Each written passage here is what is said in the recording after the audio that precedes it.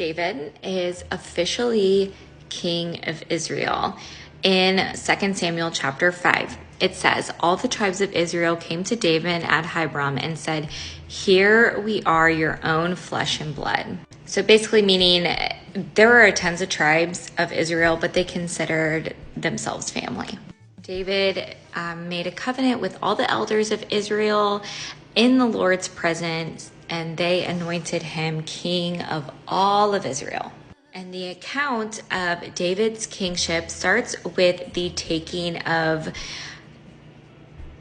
Jebusite. It's a city of Jerusalem.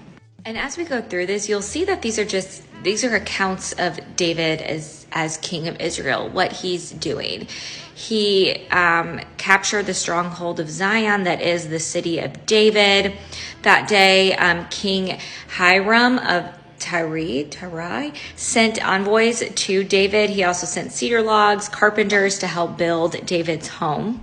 David also took more concubines and wives from Jerusalem, and more sons and daughters were born to him.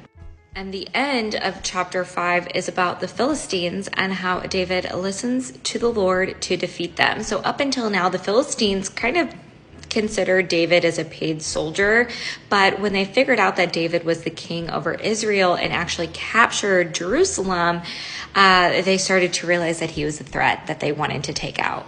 And I always underline this. It says, then David inquired of the Lord. He seeks what God wants him to do. God told him to attack, and so he did, and he won.